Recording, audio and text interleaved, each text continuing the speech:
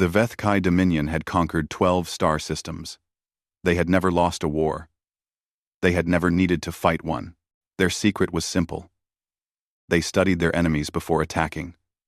They watched their broadcasts, learned their fears, and used those fears against them. By the time the Vethkai warships arrived, most species were already broken. They surrendered without firing a single shot. Ambassador Kethra stood in the command center of the flagship and watched the blue planet spinning slowly in the darkness of space. Earth. The humans called it Earth, such a simple name for such an interesting world. He had spent 20 years studying this species. 20 years of intercepting their radio signals, their television broadcasts, their strange and violent entertainment. The humans were primitive by galactic standards. They had only recently discovered space travel. Their weapons were crude. Their ships were slow. They should have been an easy conquest. But Kethra was careful. He had not survived 300 years by being careless. His long insectoid body moved through the corridor with the grace of a predator. His black shell reflected the dim lights of the ship. His mandibles, each one capable of cutting through metal, clicked softly as he walked. The crew members stepped aside when they saw him coming. Even among the Vethkai, Kethra was feared. Today was an important day. The humans had sent a diplomatic team to discuss terms. They did not know that the terms had already been decided. They would surrender their planet, their resources, and their freedom. The only question was how much fear it would take to break them. The negotiation chamber was deep inside the ship. It was designed to intimidate. The walls were black and smooth, like polished stone. The ceiling was high and lost in shadow. The only light came from floating orbs that cast everything in a cold blue glow. In the center of the room stood a single table, and on one side of that table sat the human delegation. There were 5 of them. Kethra studied them as he entered. They were so small, so soft. They had no shells, no claws, no natural weapons of any kind. Their bodies were covered in fabric, and they sat in chairs because their weak legs could not support them for long periods. The leader was a female called Commander Elena Vasquez. She had dark hair cut short and eyes that watched everything. According to the intelligence reports, she had once studied ocean creatures on Earth before joining their military, an unusual background. Kethra filed this information away for later. Beside her sat a young male named Lieutenant Park. He was nervous. Kethra could smell the fear chemicals coming from his skin. Good. At least one of them understood the danger. The other 3 were assistants and translators. They were unimportant. Kethra took his place at the opposite side of the table. His advisors flanked him on either side, their weapons visible and ready. The message was clear. This was not a negotiation between equals. Commander Vasquez, Kethra said. His voice was deep and rough, like stones grinding together. Thank you for accepting our invitation. The human female nodded. Her face showed no fear. This annoyed Kethra, but he was patient. Fear would come soon enough. The Vethkai Dominion wishes to discuss the future of your planet, he continued. We have studied your species for many years. We know your strengths and your weaknesses. We know what you fear. He gave a signal, and the lights in the room dimmed further. A large screen appeared on the wall behind him, glowing with soft light. Before we begin negotiations, we would like to show you something. A demonstration of the power that stands against you. The screen flickered to life. Images began to play. A dense jungle. Strange clicking sounds. And then, emerging from the shadows, a creature unlike anything else. It was tall and muscular, with mottled skin and dreadlock-like appendages hanging from its head. Its face was hidden behind a metal mask. But when the mask came off, the humans could see mandibles and small, cruel eyes. The creature carried weapons that glowed with energy. It moved through the jungle like a ghost, hunting, killing, collecting trophies from its victims. The footage showed the creature fighting humans. It showed humans dying. It showed the creature ripping the spine from a man's body and holding it up like a prize. Kethra watched the humans carefully. This was the moment when most species broke. This was when they realized that the universe contained horrors beyond their imagination. But something was wrong. Commander Vasquez was not screaming. She was not crying or begging. She was tilting her head. Her expression was strange. Confused, perhaps. Or maybe amused. Lieutenant Park made a sound that Kethra's translator could not process. "Enough," Kethra commanded. The footage stopped. He leaned forward, his mandibles clicking with irritation. "You do not seem to understand what you have just witnessed." Commander Vasquez raised one of her strange, flexible eyebrows. "Ambassador, I understand perfectly. That's a movie." Kethra paused. "Movie? Entertainment. Fiction. We made it up." She gestured at the frozen image on the screen. "That creature doesn't exist. Someone designed it. An artist built a costume. Actors pretended to die." The silence in the room was heavy. Kethra's advisors shifted uncomfortably. "This was not in the plan. That is impossible," Kethra said slowly. "We have analyzed your transmissions for decades. This creature appears in multiple recordings. We have designated it as your apex predator, the species you fear most." The young lieutenant was still trying not to laugh. Commander Vasquez silenced him with a look, then turned back to Kethra. "Ambassador, I want to make sure I understand your position. You have been watching our television broadcasts. You found our horror movies. And you thought they were documentaries?" Kethra felt something cold spreading through his body. It was not a feeling he was familiar with. It took him a moment to recognize it. Doubt. "The creature in these recordings," he said carefully. "The one you call the predator. It hunts your kind for sport. It takes trophies. It cannot be killed by your weapons. We have seen the evidence. Special effects," Vasquez said. "Fake blood. Stunt performers. It's entertainment, Ambassador. We watch it for fun." For fun. The words echoed in Kethra's mind. This species created images of monsters hunting and killing them, and they watched it for fun. Commander Vasquez leaned forward. Her eyes had changed. There was something in them now that made Kethra want to step back. Something that looked almost like hunger. "I'm curious about something," she said. "You've been watching our broadcasts for 20 years. You've seen thousands of hours of our media. And out of everything you could have chosen to frighten us with, you picked a movie where the human wins in the end." She smiled.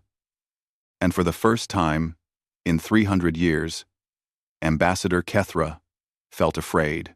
"Ambassador," Vasquez said softly, "would you like to see what actually scares us?" The negotiation chamber had gone very quiet.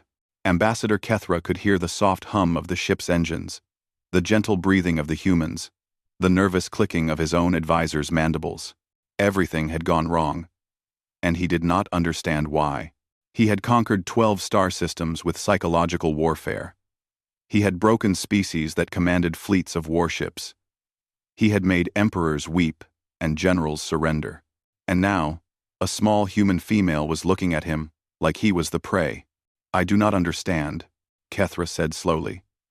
"If the creature in your recordings is not real, then why do you create such things? Why would any species invent something designed to hunt and kill them?" Commander Vasquez exchanged a look with her team. Lieutenant Park was still smiling, though he had stopped laughing. The other humans seemed relaxed now, as if the tension had drained from the room. This was wrong. Everything about this was wrong. "That's actually a good question," Vasquez said. She leaned back in her chair and crossed her arms. "We call it horror. It's a type of entertainment where we imagine the worst possible scenarios. Monsters, disasters, death. We pay money to experience fear in a controlled environment. Why would anyone desire fear? Because it's exciting. Because facing fake danger helps us prepare for real danger. Because sometimes we need to be reminded that we can survive terrible things. Vasquez paused. Ever you men, Ottoman, and honestly, Ambassador, sometimes we just get bored. Bored. The word did not translate well. Kethra's device struggled with it, offering alternatives like understimulated and lacking sufficient threat response. None of them made sense. Let me explain something. Vasquez continued. The Predator movie you showed us is about an alien hunter that comes to Earth to hunt humans for sport. It kills soldiers. It collects their skulls. It's bigger, stronger, faster, and better armed than any human. Yes, Kethra said. This is why we selected it. To show you that such creatures exist in the galaxy. But that's the thing, Ambassador. In the movie, the human wins. A single man, covered in mud, armed with nothing but a knife and some sticks, defeats an alien with advanced technology and natural weapons. We didn't make that movie because we fear the Predator. We made it because we wanted to imagine fighting something like that and winning. Kethra processed this information. His advisors were whispering behind him, their confidence shaken. The entire strategy had been based on the assumption that these recordings represented humanity's greatest fears. But if the humans had invented these creatures specifically to defeat them, you created a monster, Kethra said slowly.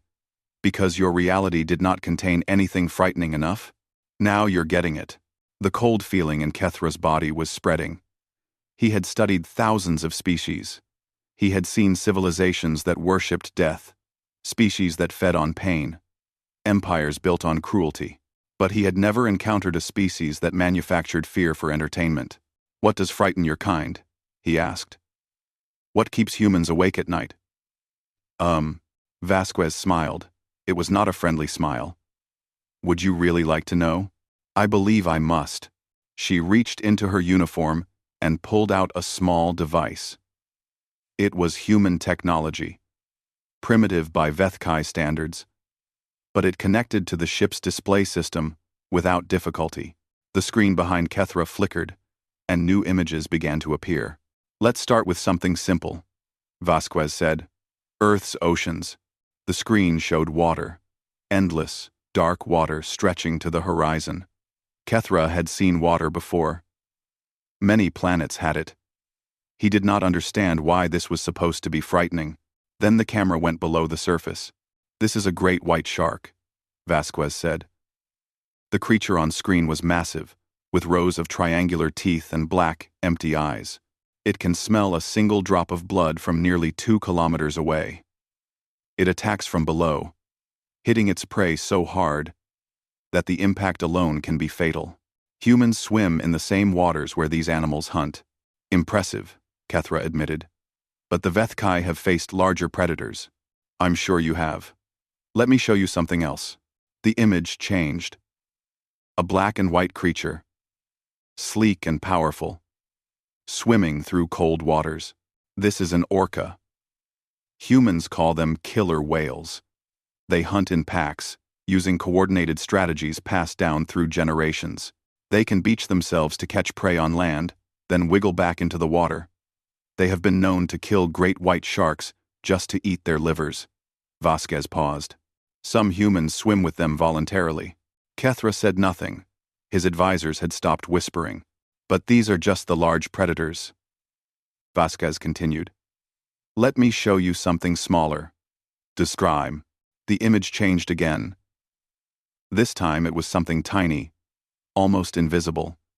A small, transparent creature floating in the water. This is a box jellyfish. It weighs almost nothing. It has no brain, no teeth, no claws. But its venom can kill a human in less than 5 minutes. The pain is so intense that victims have been known to go into shock before they drown. We have no antivenom that works reliably. Thousands of these creatures float in our oceans, invisible, until you brush against their tentacles. Lieutenant Park spoke up. And people still go swimming in Australia. Every year. Why? Kethra asked. The question came out before he could stop it. Vasquez shrugged. Because we want to. Because we refuse to let anything, no matter how dangerous, tell us where we can and cannot go. That's just who we are. Ambassador. She pressed another button, and the image changed again. Now, the screen showed something even smaller. Something that looked like a twisted spiral with legs. This is a bacterium. You probably don't have these where you come from. They are microscopic organisms that live everywhere on our planet. In our water, in our food, in our bodies. Most of them are harmless. Some of them help us survive. But others... She let the sentence hang. Others have killed more humans than all our wars combined. Kethra's translator struggled with the concept. A creature too small to see has killed billions of your kind? Not just one creature. Thousands of different species of bacteria, viruses, parasites. We call them diseases. They evolve constantly, changing faster than we can cure them. We have spent our entire history fighting an invisible war against organisms we cannot see with our naked eyes. And you have not lost this war? Vasquez laughed. It was not a kind laugh. Ambassador, we lost millions of people to a single disease just a few years ago. And then we developed a vaccine in less than a year, mass-produced it, and distributed it to billions of people across the planet. We did not surrender. We did not hide. We fought back with everything we had, and we won. She stood up from her chair and walked toward the screen.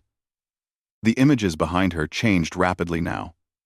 Volcanoes erupting, earthquakes splitting the ground, hurricanes the size of continents, fire spreading across forests. Our planet is trying to kill us, Ambassador. It has been trying to kill us since before we were even human. The ground shakes. The sky rains poison. The temperatures change without warning. We live on an unstable rock covered in creatures that want to eat us, surrounded by microscopic monsters we cannot see.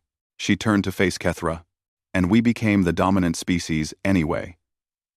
Not because we are the strongest, or the fastest, or the most dangerous, but because we refuse to give up, because we adapt, because we solve problems, and because when something tries to kill us, we learn how to kill it back. The room was silent. Kethra realized that his hearts were beating faster than normal. His body was preparing for danger, even though no weapon had been drawn. You wanted to frighten us with a movie monster, Vasquez said softly. But we create those monsters for fun, Ambassador. We imagine the worst things we can think of, and then we tell stories about defeating them, because real life is much, much scarier. She sat back down and folded her hands on the table. Now, would you like to hear about what humans do to each other, or shall we skip ahead to the negotiation? Ambassador Kethra should have stopped her. He should have taken control of the negotiation, reminded the humans of their position, and forced them to submit. That was the plan. That was always the plan. But he could not stop listening. What humans do to each other? Commander Vasquez repeated. She seemed to be considering where to begin. That's a complicated question, Ambassador. We are capable of incredible kindness. We build hospitals and schools. We adopt orphaned children. We travel across the world to help strangers we have never met. She paused. But we are also capable of incredible cruelty. The screen behind Kethra changed again. This time, the images were different. No animals, no natural disasters, just humans. Humans with weapons. Humans in pain. Humans doing terrible things to other humans. We have been at war with ourselves since before we could write, Vasquez said. We fight over land, over resources, over ideas. We fight because we believe different things. We fight because our skin is different colors, because we speak different languages, because our ancestors were enemies. Kethra watched the images scroll past. Cities burning, bodies in fields, machines of destruction that made the Vethkai's own weapons look simple by comparison. This is called a nuclear bomb, Vasquez said. The screen showed a massive explosion, a mushroom cloud rising into the sky. We invented it 80 years ago. A single one of these devices can destroy an entire city. We have thousands of them. Ambassador. Enough to end all life on our planet several times over. You created weapons that could destroy your own species? Kethra asked. And you did not use them? We used two. On each other. Over 200,000 people died in an instant. Vasquez's voice was flat, emotionless. And then, we built more. Not because we wanted to use them, but because we were afraid someone else would use them first. We call it mutually assured destruction. Everyone is too scared to attack because everyone knows that everyone else can attack back. Kethra's translator was struggling again. The concept was familiar. The Vethkai used fear as a weapon too, but they used it against other species, not against themselves. The idea that a species would live under constant threat of self-annihilation was difficult to process. And yet you survived, Kethra said. We survived. We always survive. That's the point, Ambassador. Vasquez leaned forward. In the last 100 years alone, we have survived 2 world wars, a global pandemic, a near-nuclear apocalypse, and countless smaller conflicts. We have been bombed, starved, poisoned, and irradiated. Our cities have been reduced to rubble. Our populations have been decimated by disease. And every single time, we rebuilt. We recovered. We came back stronger than before. She gestured at the screen. This is not a weakness, Ambassador. This is our greatest strength. We do not know how to give up. We do not understand surrender. When you knock us down, we get back up. When you destroy our cities, we build new ones. When you kill our people, we make more people and teach them to hate you. Lieutenant Park spoke quietly. There's a human saying, if you strike us, we will not die. We will multiply. We. Kethra felt his mandibles twitch. He had heard something similar before, from a species the Vethkai had conquered long ago. They had been wrong. They had died anyway, but the humans were different. He could feel it now. There was something in their eyes, something in the way they spoke, that he had never encountered before. They were not afraid. They were not desperate. They were simply stating facts, the same way someone might describe the weather. Let me tell you about persistence hunting, Vasquez said. The screen changed to show a landscape of golden grass and open sky. This is how our ancestors hunted, before we invented weapons, before we had spears, before we had fire. We had our bodies and our minds. The image showed a human figure, thin and nearly naked, running across the savannah. We cannot run as fast as most animals. We cannot climb as well, swim as well, or fight as well. But we can do something that almost no other creature on Earth can do. We can run forever. The human on screen kept running. The sun moved across the sky. Hours passed. Our prey would sprint away from us, and we would follow. They would run again, and we would follow. They would hide, and we would track them, hour after hour, day after day, never stopping, never resting, until finally their bodies gave out. Until they collapsed from exhaustion, and we walked up to them and killed them with our bare hands. Kethra said nothing. His advisors were completely silent. That is what humans are, Ambassador. We are persistence predators. We do not need to be faster or stronger than our enemies. We just need to keep going. We will follow you across the stars if we have to. We will chase you for generations. Our great-grandchildren will continue the fight that we started. And eventually, no matter how long it takes, we will catch you. She smiled again. And this time, Kethra recognized the expression. He had seen it before, on the faces of Vethkai warriors before a battle. It was the smile of a predator. But that's not even the scariest part, Vasquez continued. The scariest part is what we do after we catch our prey. What do you do? We domesticate them. The screen changed again. Now it showed something completely different. A human child, small and weak, sitting in the grass next to a large furry creature with sharp teeth and powerful jaws. "This is a dog?" Vasquez said. "Thousands of years ago, it was a wolf. Wolves hunted humans. They killed our children. They stole our food. They were one of our most dangerous predators." The child on the screen was laughing.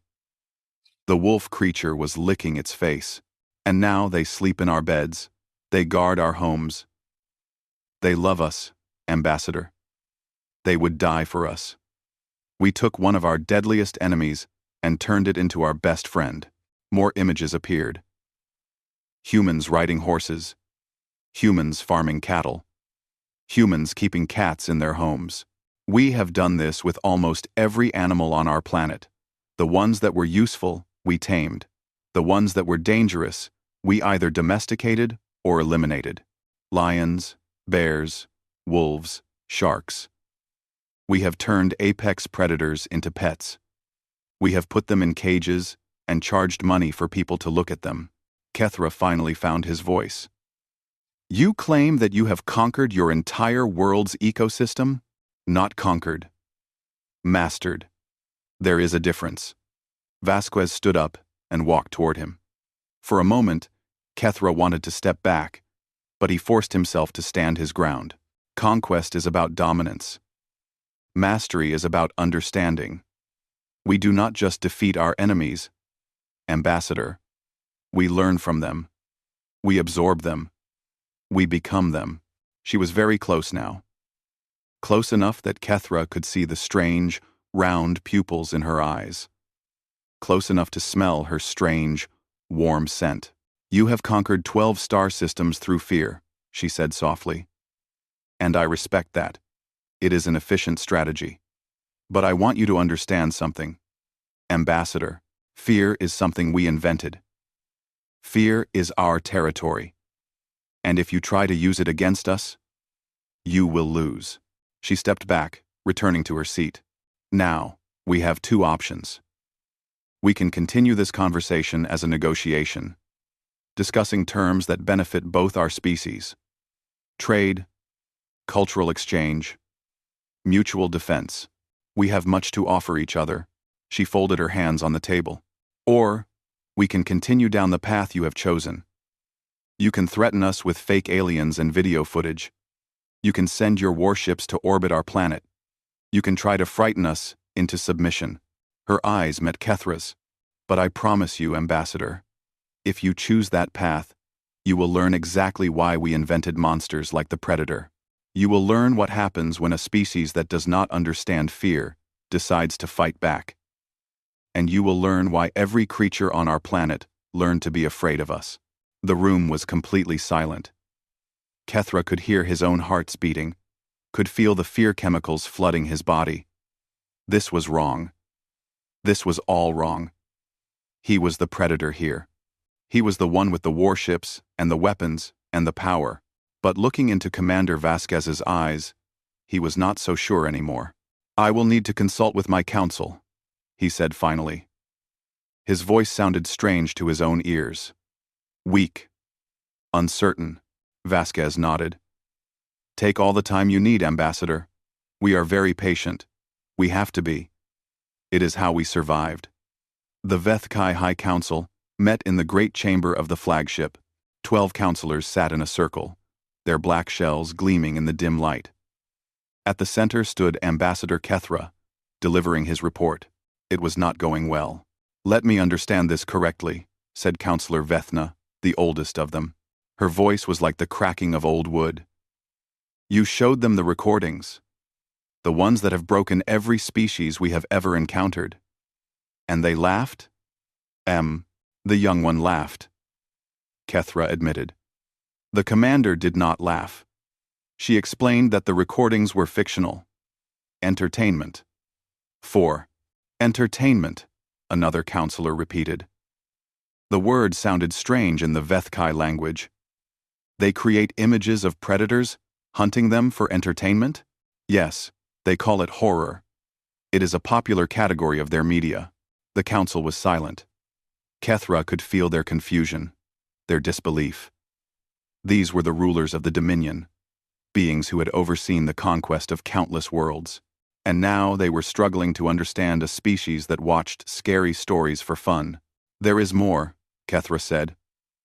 "I asked the human commander to explain what actually frightens her species. She showed me." He activated the display system, and the images that Vasquez had shown him began to play. The sharks, the jellyfish, the bacteria, the wars, the weapons. The counselors watched in silence, their mandibles clicking softly. When the footage ended, no one spoke for a long time. "They live on a death world," Counselor Vethna said finally. "Their entire planet is trying to kill them." "Yes, and they are winning. That is impossible. No species could survive such conditions. And yet they have. For millions of years." Kethra felt strange saying these words. He had been the one who thought the humans would be easy to conquer. He had been the one who suggested using their own horror movies against them. Now, he was standing before the council, explaining why that plan had failed so completely. "There is something else," he continued. "Something I believe we must consider carefully." He pulled up a new set of data, charts, graphs, timelines. The information that his team had been gathering while he met with the human delegation. "I asked our analysts to review everything we know about human history. Not just their entertainment, but their actual records. What they have done. What they are capable of." The charts showed population growth, technology development, military conflicts. In the last 200 years, they have gone from riding animals to splitting atoms.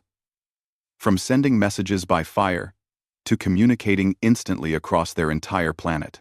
From sailing wooden ships to walking on their moon. The counselors leaned forward, studying the data. "Their rate of technological advancement is unlike anything we have ever seen. By our standards, they should still be in their primitive phase. They should be centuries away from space travel. And yet here they are." "What is your conclusion, Ambassador?" Counselor Vethna asked.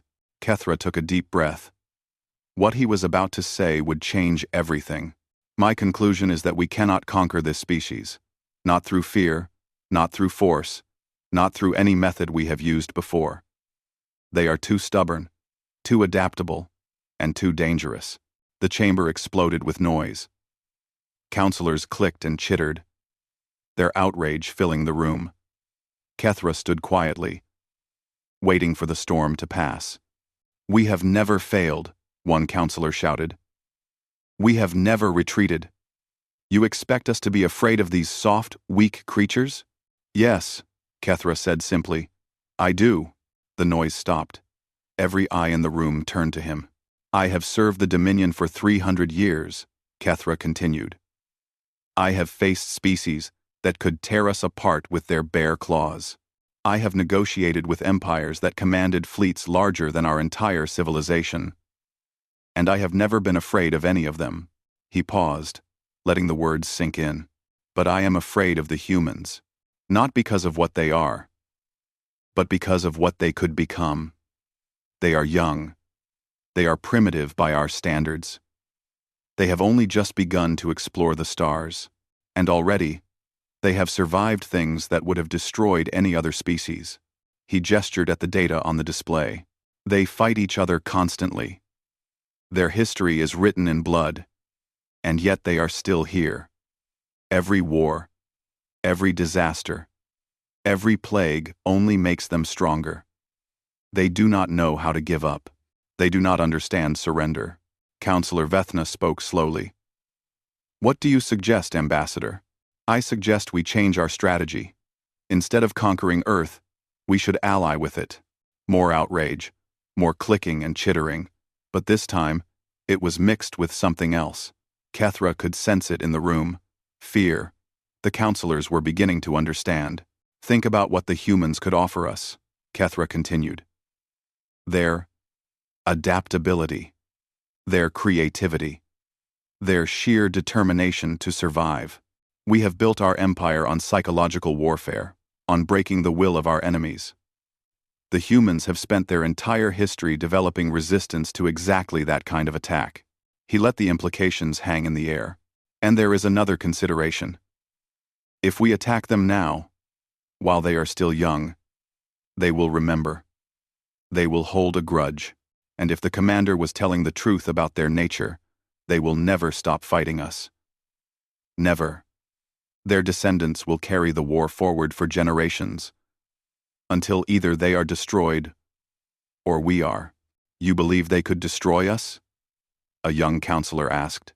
I believe that in 100 years, they might be able to. In 200 years, they almost certainly could. They are growing faster than any species we have ever encountered. If we make them our enemy now, we may win the first battle, but we will lose the war. The chamber fell silent again. The counselors looked at each other, their expressions unreadable. What kind of alliance are you suggesting? Counselor Vethna asked. A partnership. Trade, technology exchange, mutual defense. We have experience navigating the galaxy. We have contacts, resources, knowledge that would take them centuries to acquire on their own. In exchange, they offer something we have never had, which is, Kethra thought about the commander, the way she had looked at him, the way she had spoken without fear, without hesitation, as if the 12 warships orbiting her planet were nothing more than a minor inconvenience. They offer the perspective of a species that does not know how to be afraid. They offer creativity, adaptability, and a refusal to accept defeat. They offer exactly what we lack.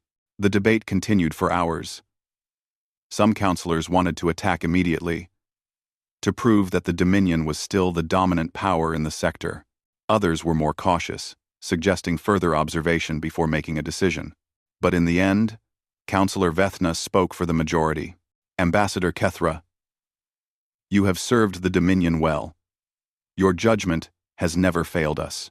If you believe that this species represents both a threat and an opportunity, then we must consider your recommendation carefully.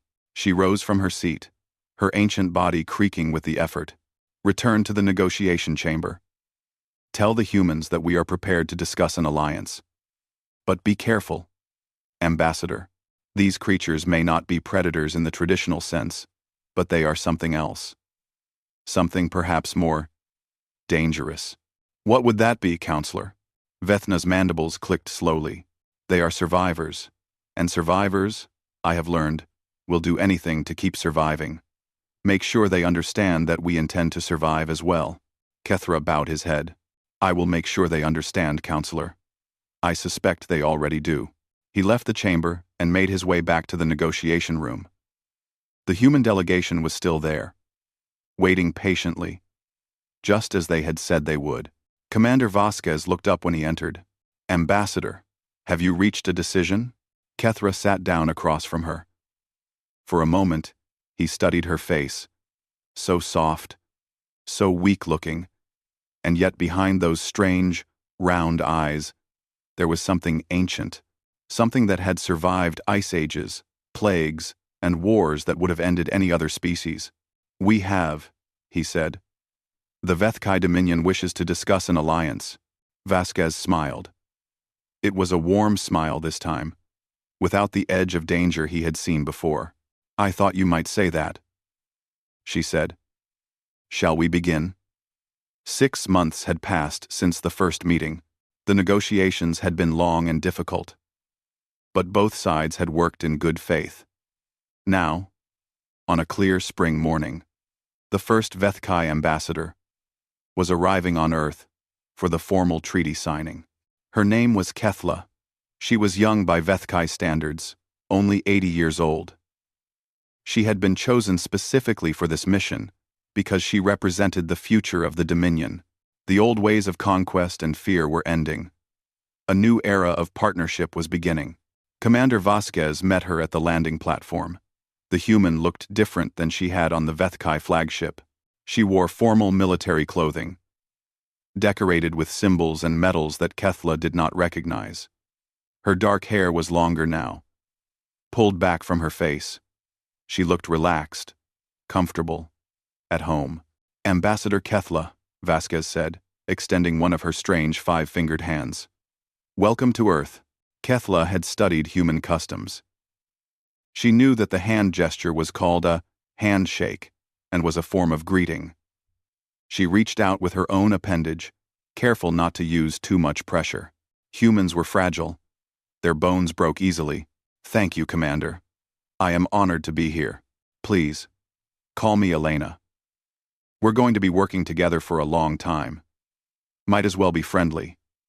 Kethla found herself clicking her mandibles in what the humans might recognize as amusement. Very well, Elena. You may call me Kethla. They walked together through the landing facility, surrounded by guards from both species. The humans stared at Kethla with open curiosity. She understood. The Vethkai were the first aliens most of them had ever seen. The treaty signing was held in a large building in a city the humans called Geneva. Representatives from every nation on Earth had gathered to witness the event. The room was filled with cameras, recording devices, and hundreds of watching eyes. Kethla had never felt so observed. The ceremony itself was simple. Both sides read statements of friendship and cooperation. They signed documents in their respective languages. They exchanged gifts. A piece of ancient Vethkai crystal for the humans. A collection of earth seeds for the Dominion. Samples of the planet's most remarkable plants. When it was over, there was applause. The humans clapped their hands together, making a strange rhythmic sound. Kethla had been warned about this custom, but it still startled her. Afterward, there was a reception. Food and drinks were served. Humans and Vethkai mingled together, attempting awkward conversations through translator devices. Kethla stayed close to Elena, who seemed to understand that the new ambassador was overwhelmed. You're doing well, Elena said. First contact is always strange. Give it time. I appreciate your patience, Kethla replied. This is all very different from what I expected. What did you expect? Kethla considered the question. I expected hostility, suspicion, fear. Elena nodded. Some of that exists, of course. Not everyone is happy about this alliance. Some humans think we're being naive. They worry that the Vethkai will betray us eventually. Aller, and what do you think? I think that trust has to start somewhere. And I'd rather build it now, while we're on equal footing, than wait until one of us has an advantage. They moved to a quieter corner of the room, away from the crowds. Through the window, Kethla could see a courtyard below. Green grass, flowering plants, and a group of small humans playing some kind of game. Children. Kethla had never seen human children before. They were so small, so fragile, and yet they ran and jumped and shouted with complete abandon, as if they had no fear of injury. One of the children was playing with an animal. It was large and furry, with pointed ears and a long tail. It ran alongside the child, barking and jumping, its tongue hanging out of its mouth. What is that creature? Kethla asked. A dog. A German shepherd, specifically. Kethla remembered the presentation that Elena had given during the first negotiations. Wolves. Apex predators turned into companions. It seems friendly. Dogs are the best friends a human can have. They love unconditionally. They protect us. They play with us. They grieve when we die. Elena paused, watching the child and the dog together. Thousands of years ago, that animal's ancestors would have hunted that child's ancestors. Now look at them. Kethla watched as the dog jumped up and licked the child's face. The child laughed. A bright and musical sound. There is a question, Kethla said slowly, that has been discussed among my people since the negotiations began. I have been reluctant to ask it, but I believe I must. Go ahead. Kethla turned to face Elena. During your first meeting with Ambassador Kethra, you offered to bring one of your predators to demonstrate. Was that genuine?